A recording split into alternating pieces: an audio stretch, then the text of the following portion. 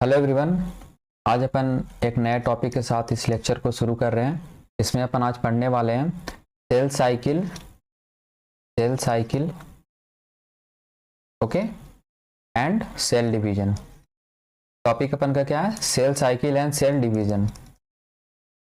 Done. तो ये topic है और उसमें आपका सब हेडिंग है मियोसिस। ओके, ये मियोसिस होता क्या है इसको अपन यहाँ पे आज समझेंगे। डन। जैसे कि सपोज यहाँ पे एक मेल गैमिट है, male gamete and female gamete. Okay, ये दोनों जब आपस में मैटिंग करेंगे, मेल के पास क्या गैमिट रहेगा? एक्स वाई रहेगा। Okay, X Y.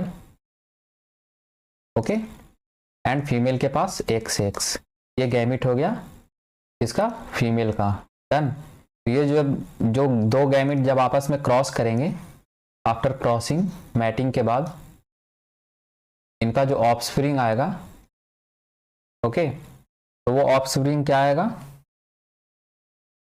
या तो बेबी होगा, गर्ल बेबी एक्स एक्स और एक्स वाई, दोनों में से कोई एक होगा। ओके,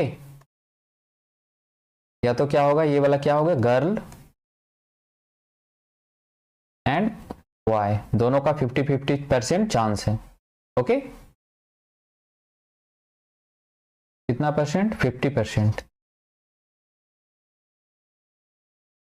ओके, तो यहाँ पे ये जो प्रोसेस हुआ, अब इसमें इसके बीच का जो ये प्रोसेस हुआ, इसमें जो डिवीजन होगा, डन। जैसे कि गैमिट है, एक गैमिट आएगा किसके तरफ से? ये जो जैसे कि बॉय बना, बॉय का फॉर्मेशन हुआ, जब फोएटस फॉर्मेशन हुआ, तो यहाँ पे मेल के तरफ से कौन सा गैमिट आएगा? वाई गैमिट आएगा चल के। ओके, वाई के केस में। और फीमेल से आएगा कौन? न्यूट्रल है तो एक्स गैमिट आएगा। डन। तो ये फॉर्मेशन हो गया किसका? वाई गर्ल का, वाई चाइल्ड का। Okay, done. तो बॉय चाइल्ड का फॉर्मेशन होगा फोएटस के फॉर्म में। Done, after fertilisation. Next, baby girl कैसे आएगी? गर्ल बेबी, फादर के साइड से कौन सा जीन आएगा? आपका जीन जो आएगा वो एक्स वाला, एक्स पार्ट वाला जीन है, वो आएगा गर्ल के पास। डन। और मदर से neutral as it is X ही आएगा, तो वो गर्ल बेबी का फॉर्मेशन करेगा। जाइगोट जो बनेगा वो गर्ल बेबी का फॉर्मेशन होगा। तो ये अपन यहाँ पे इसको समझ रहे हैं किसके फॉर्म में? अपन मियोसिस का डिवीजन यहाँ पे क्या हुआ? दोनों पेरेंट से एक एक गैमिट आया और वो क्या बनाए? ये जो सेल बना, ये क्या, दोनों सेल क्या है? Diploid cell. क्या है? Diploid cell. डिप्लॉयड सेल का फॉर्मेशन होगा आफ्टर फर्टिलाइजेशन। ओके, 2n, ये भी है diploid cell. Okay, diploid cell 2n। तो ये 2n के अंदर जब डिवीजन होगा तभी वो गैमेट फॉर्मेशन होगा। मेल गैमेट कैसा रहेगा? सिंगल। ओके, मेल गैमेट किस तरीके का रहेगा? एक्स रहेगा या वाई रहेगा। डन, ये दो होगा, यानी कि सिंगल फॉर्मेट में रहेगा। तो अपन उसी को समझ रहे हैं मियोसिस के टर्म से। डन। तो यहाँ पे सबसे पहले फॉलो चार्ट, ये आपका पहले डिप्लॉयड सेल रहेगा 2n।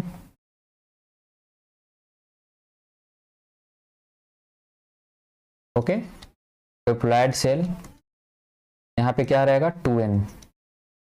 ये जो 2n फॉर्मेशन है, इसके अंदर अपन देखने वाले हैं मियोसिस कैसे परफॉर्म हो रहा है। डन। तो जब 2n सेल है तो ये डिवीजन करेगा, इसमें हाफ होगा। ओके, और इसका जो यहाँ पे 2n का सेल का नंबर क्या रहेगा? क्रोमोसोम 46 और डीएनए कितना रहेगा? 2c। ये नंबर किसका है? ये वाला नंबर क्रोमोसोम का है। ओके, और ये डीएनए का। Done, DNA material. ओके, अब यहाँ पे जो फॉर्मेशन होगा 2n से क्या बनेगा? ये n बनेगा। सबसे पहले क्या बनेगा? n।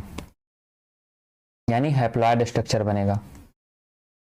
क्या बन गया ये एन, यानी ये वाला पार्ट क्या बना, ये जो पार्ट आपका बना वो क्या है, हैप्लॉइड स्ट्रक्चर।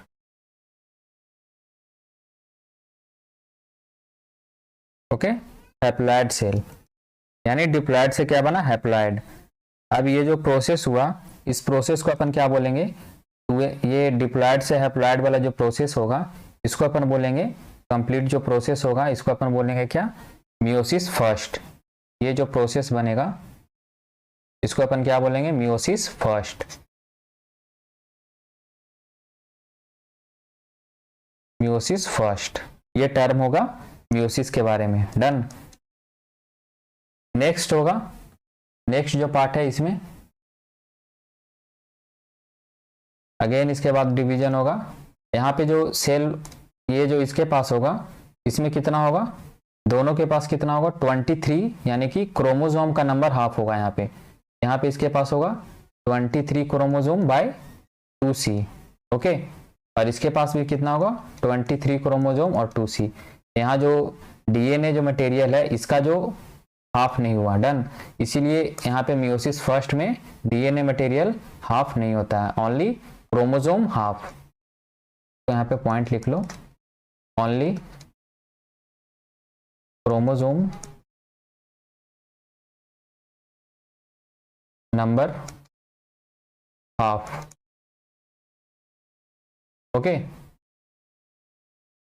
मियोसिस फर्स्ट में क्या होगा, ओनली क्रोमोसोम का नंबर जो है वो हाफ हो जाएगा। 46 से कितना हो गया 23 दोनों सेल के पास होगा। ओके, ये जो सेल है हैप्लॉइड सेल, अगेन इसमें डिवीजन होगा फर्दर। ये जो हैप्लॉइड सेल है इसके अंदर डिवीजन होगा और ये फॉर्मेशन करेगा 2 सेल का। ओके, ये सेल बनाएगा और ये फिर अगेन बनाएगा 2 cell. Okay,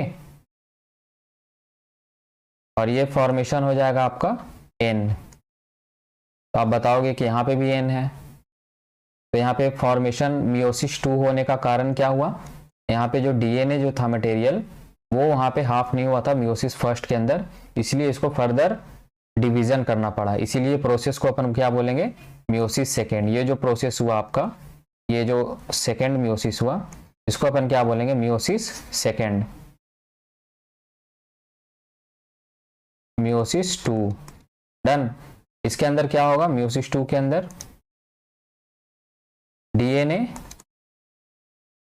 DNA material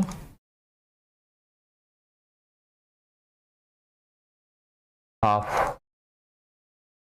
okay, या फिर डीएनए का नंबर यहाँ पे हाफ होगा। डन। तो ये जो फॉर्मेशन होगा इसके अंदर क्या होगा, ये चारों के अंदर,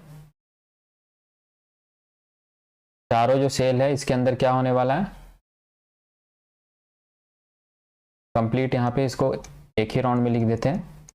ये सारे के अंदर जो होगा वो डीएनए कैसा होगा 23/C। ये जो आप देख रहे हैं यहाँ पे 2C था मियोसिस फर्स्ट के अंदर, यहाँ पे घट के कितना आ गया C, यानी कि हाफ हो गया। DNA number half, DNA number half. Okay, तो ये सिग्निफिकेंट इसका मियोसिस सेकेंड का होने का ये कारण है। डन।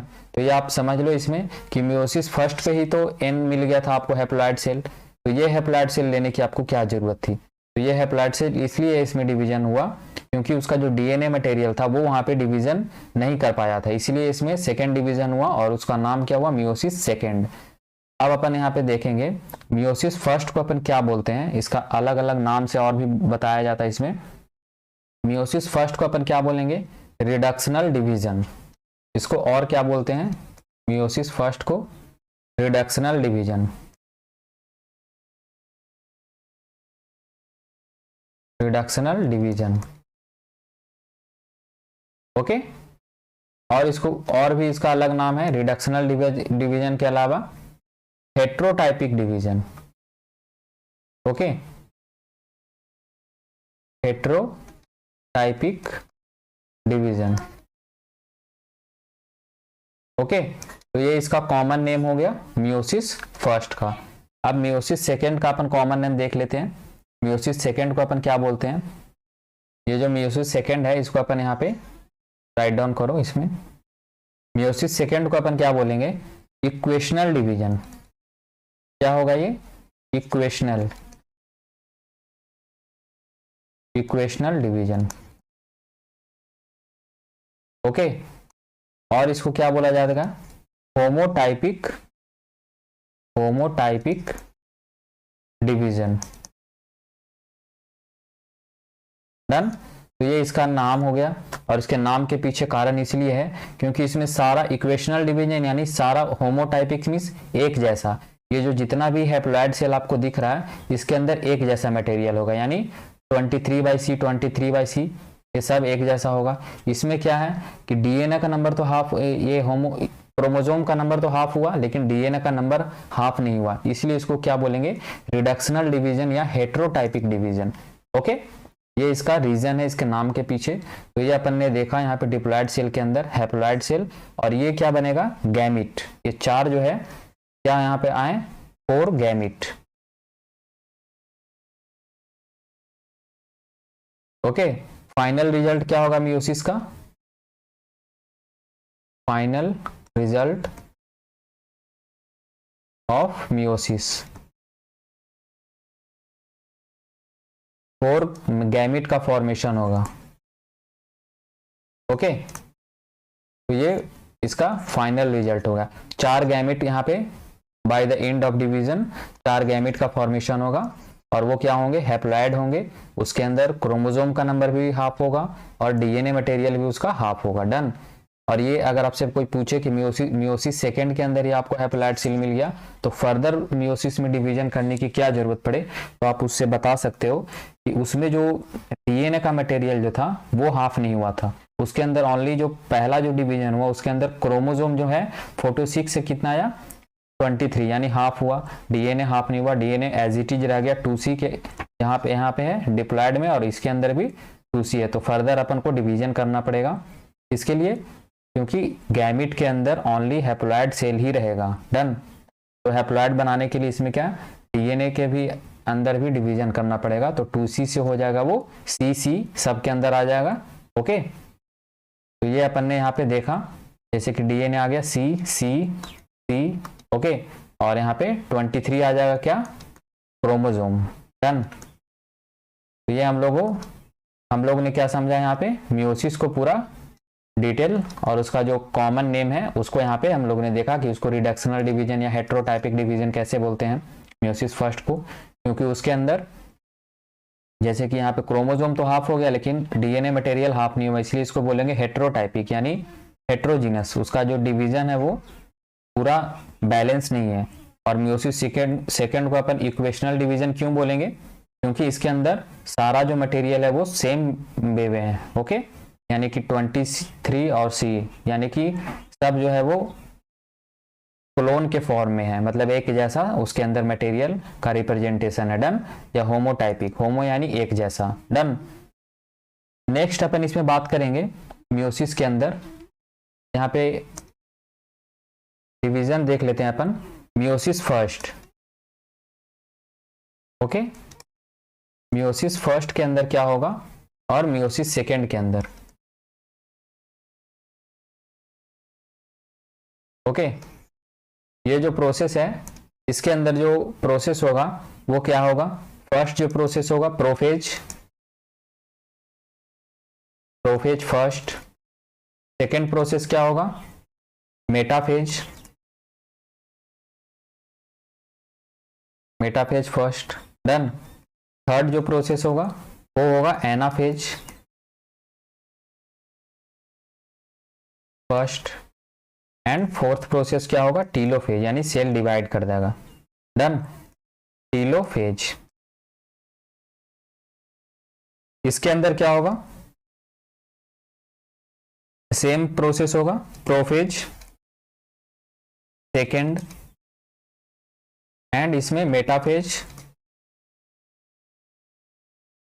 सेकेंड, मियोसिस सेकेंड के अंदर। Okay, anaphase second and finally fourth number पे टीलोफेज सेकेंड। अपन इसको जो ये डिवीजन क्या देखे अपन ने, meiosis first and meiosis second के अंदर जो प्रोसेस होगा इंटरफेज और इंटरकाइनेसिस के थ्रू, डन।